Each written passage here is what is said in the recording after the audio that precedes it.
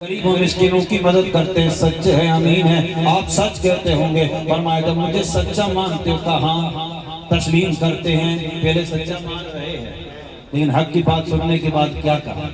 سچا ہم تو جان دے دیں گے، جان کی ضرورت نہیں ہے، تیری جان تیرے پاس رکھ، پنجگانہ نماز پڑھ لیں ہمارے لیے کافی ہے۔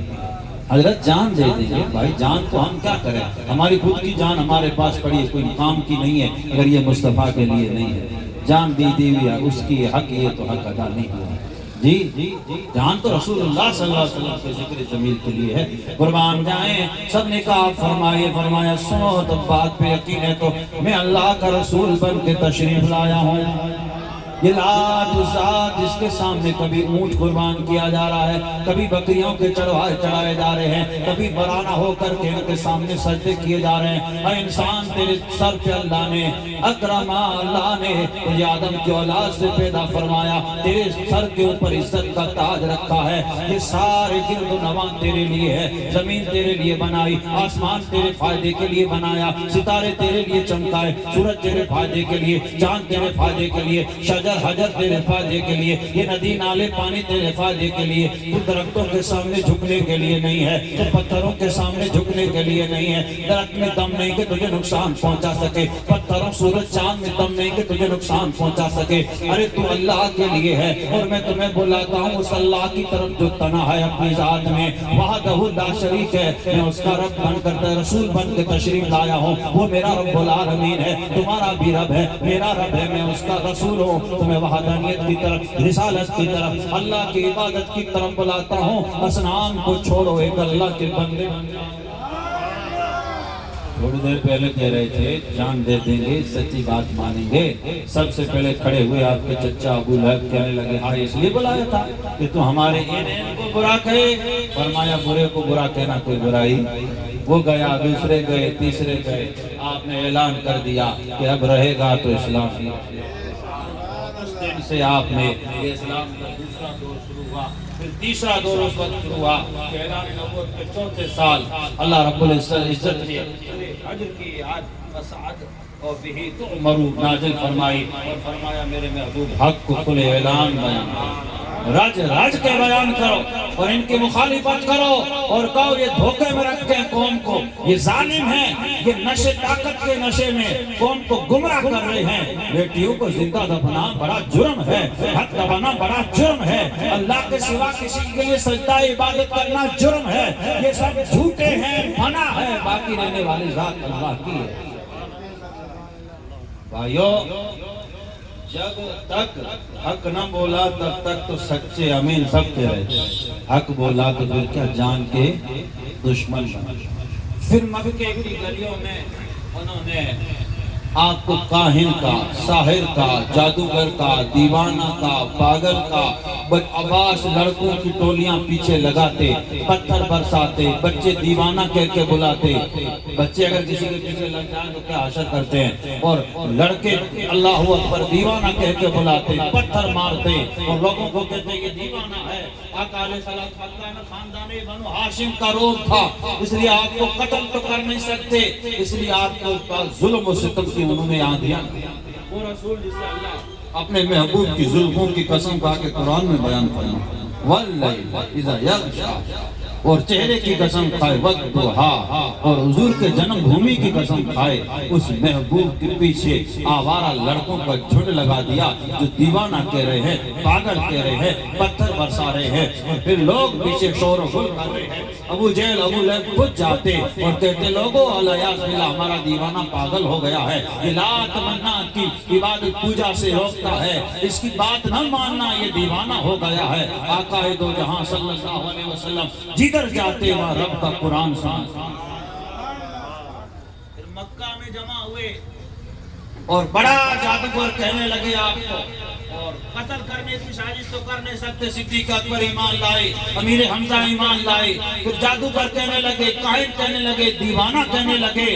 اور جب آقا علیہ السلام بڑے بڑے میلوں میں جاتے قرآن کی تلاوت سناتے تو ابو لہب پیچھے جاتے، ابو لہب ریت اڑا کے کہتا لوگوں میرا بھتیجے کی بات مت ماننا۔ پھر مکے میں جب رسول اللہ قرآن سناتے میرے دوستو تو آواز بجاتے، سیٹیاں مارتے، تالیاں بجاتے تاکہ قرآن کی آواز کسی کے کانوں تک نہ پہنچے۔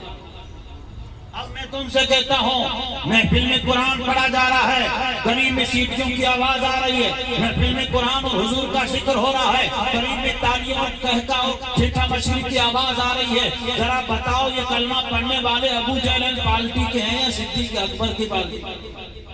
قرآن مکے میں رسول اللہ نے سنایا، قربان جائیں یہ قرآن ہے، رب کا کلام ہے، بذات مصطفیٰ ہے، زبان مصطفیٰ ہے، رسول کی زبان سے بڑی فصیح اور بلیغ زبان ہے، جس کو رب کہتا ہے زبان میری ہے کہ زبان رسول اللہ کی ہے اور کہنا خدا کا ہے، جس میں رب ہی کی بات جاری ہوتی ہے، اس زبان سے آقا قرآن پڑھتے تھے، جس کے کان میں پہنچتا وہ دیوانہ بن جاتا۔ روکا گیا، آج بھی کیوں روکا جا رہا، اور مدرسوں کو کیوں گرایا جا رہا ہے؟ آپ کو پتا ہونا چاہیے ابو جہل پارٹی آج نہیں آئی، کئی زمانوں سے کوشش ہے، پتا ہے مدرسوں ہی سے قرآن پڑھایا جائے، غیر قانونی کر کے گرا دو، مدرسے کمزور کر دو۔ جب ایک بچہ اللہ کا کلام سینے سے لگاتا ہے، ایک حرف پڑھتا ہے، 70 شیطانوں سے گھر لیتے ہیں، کہتے ہیں آج پڑھنے مت جا، آج گیم میں لگ جا، آج کھیل میں لگ جا، اگر تو رب کا قرآن پڑھے گا، دین پڑھے گا تو تیرا باطن اور ستھرا ہو جائے گا، تو اللہ کے قریب ہو جائے گا، جو اللہ کے قریب ہے اوروں کو بھی اللہ کے قریب ہے۔ جی اللہ اکبر کبیرہ، یہ قرآن نہ مٹا ہے نہ کبھی مٹے گا۔ قرآن کو ماننے والے اگر عمل نہ کریں گے تو وہ مٹ جائیں گے، یہ نہ مٹا ہے۔ یہ آگے معاملہ چلتا گیا، حضور علیہ السلام مکہ کی بڑی بازار میں تشریف لے گئے اور وہاں ابو جہل آپ کے پیچھے آیا اور ذوالمجاز جس کو کہتے ہیں، دھول اڑا کے کہتا تھا میرے بھتیجے کی نہ مانو۔ لوگوں نے کہا ہم تیری مانے، کم سے کم اس کے پاس تو جائیں، سنیں تو صحیح وہ کیا کیا ہے۔ ارے لوگوں ایک کی مت مانا کرو، جس کے بارے میں سن رہے اس کے پاس چلے جایا، پاس میں بیٹھا کرو، اس سے پوچھا کرو کہ ایسی بات ہے کہ نہیں ہے، ڈائریکٹ فیصلہ کر لیتے ہیں۔ فلاں نے کسی کے بارے میں سنا دیا، ہم کہتے ویسا ہے، نہیں، پہلے جائیے، غور کیجئے، قریب جائیے، دیکھیے، محسوس کیجئے، بعد میں فیصلہ لیجئے۔ قربان جائیں، اتنا ہی نہیں، پھر آقا علیہ السلام کی راہ میں کانٹے بچھانے لگے، ظلم کرنے لگے۔ اور ایک دن آقا علیہ السلام دوران نماز ہے، ایک لعین آیا جس نے ایک چادر گلے میں ڈال کے اتنا دبایا کہ دم گھٹنے لگا، حضرت صدیق اکبر نے اسے دھکا مارا اور آقا دو جہاں صلی اللہ علیہ وسلم کے مبارک گردن سے چادر نکالی۔ آپ دوران نماز ہیں، ارے پیغمبر اسلام ہے جس پہ کوئی ایک بار درود پڑھے تو اللہ جنت دے دیتا ہے۔ بھائیو وقت ہو گیا، سنیں یہ دین ایسے نہیں ملا، یہ آزانیں جو پکاری جاتی ہے یہ سستے میں نہیں ہے۔ کوئی گرا اٹھ کے کہ میں گرا دوں گا، اسلام مٹا دوں گا، آزان مٹا دوں گا، میاں تو ہمارے منافقوں کو مل کے بھی خود مٹ جائے گا۔ یہ وہ آزان ہے جس کے پیچھے رسول اللہ کی قربانی ہے، یہ وہ نماز ہے جس کے پیچھے میرے آقا کی قربانی ہے، یہ وہ قرآن ہے جس کی بقا کے پیچھے میرے آقا کی اولاد کا خون بہا ہے۔ رسول کے یاروں نے خون دے کر کے اس شجر کو زندہ کیا ہے۔ فانوس بن کے جس کی حفاظت ہوا کرے، وہ شمع کیا مجھے جس کو روشن خدا کرے۔ تو ہے اور رہے گا، مٹ گا مٹتا ہے، مٹ گئے مٹتے ہیں، مٹ جائیں گے، آدھا تیرے نہ مٹا ہے نہ مٹے گا یار۔ چرچا تیرا، چرچا تیرا، چرچا تو میرے مصطفیٰ کا ہوگا، چاہے بھلائی سے کرے یا کسی سے کرے۔ کوئی ایسی سمت نہیں، کوئی ایسی جہت نہیں، کوئی ایسا ملک نہیں، کوئی ایسی زمین کا پٹا نہیں، کوئی ایسی پرتھوی کا ٹکڑا نہیں جہاں مصطفیٰ کا ذکر جمی جائے، یہاں قرآن نہ پڑھا جاتا ہو، یہاں اذانیں نہ ہوتی ہو۔ ایک ترانہ ہے جو 24 گھنٹے جاری رہتا ہے، جس کو جاری رسول اللہ نے کیا ہے، یہ قیامت تک رہے گا، جس کو اذان کہا جاتا ہے۔ ایک لمحہ بھی رکتی نہیں، ابھی پڑھی جا رہی ہے 24 گھنٹے۔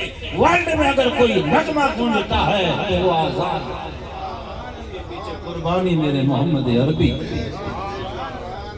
ہمیں دیکھنا چاہیے۔ اب نماز پڑھ رہے ہیں، ایک سنگ دل عقبہ بن ابی محیط، ابو جہل نے کہا کون ہے جو فلاں بن فلاں کی گردن پہ بڑے جانور کی اوجڑی ڈالی؟ بڑے جانور کی اوجڑی کتنی بڑی ہوتی ہے؟ اٹھا کے لائے، حضور نماز پڑھ رہے ہیں، پیچھے ڈال۔ اب اتنا بڑا وزن سجدے میں، کم سنی عمر ہے بیوی فاطمہ سیدہ طیبہ طاہرہ عابدہ جان احمد پہ لاکھ سلام۔ اور اما فاطمہ زہرا آئی اور آپ نے اسے دور کیا، آپ کے دل کو بڑا غم پہنچا، آپ نے ہاتھ اٹھائے اور فرمایا اللہ ان کی تم گرفتاری کر۔ اس وقت ہاتھ اٹھے، پکڑ فرما۔ پھر صحابی رسول کہتے ہیں میں نے ان تمام کو دیکھا بدر کے میدان میں بے دردی کے ساتھ یہ قتل ہوئے، گھسیٹ کے ان کی گندی لاشوں کو لایا گیا، گڑھے میں ڈالا گیا۔ میرے نبی نے فرمایا یہ وہ ہے جس پہ اللہ نے لعنت کی۔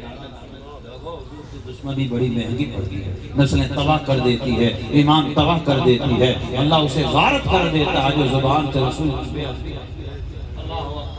بڑے ظلم۔ یہ تو آقا علیہ السلام کی ذات پر، پھر مسلمانوں پر بڑے ظلم، اتنے ظلم کہ ہم اور آپ سنیں تو ہمارے رونگٹے کھڑے ہو جائیں۔ وہ کتنے خوش نصیب لوگ تھے کہ انگاروں پہ لیٹ گئے، تپتی ہوئی صحرا عرب کی جس میں آگ اگلتی ہوئی، جس کے اوپر سلا کر پہلے کوڑے مارتے تھے، کوڑوں سے داغ اور زخم ہو جاتے تھے، پھر سیدھی چت پیٹھ پہ لٹاتے گرم ریت پہ، اوپر من کے پتھر رکھتے، لوگ کھڑے کر دیتے اور کہتے محمد کا دامن چھوڑ۔ اس حالت میں دیوانے کہتے جان دی ہوئی اسی کی ہے کہ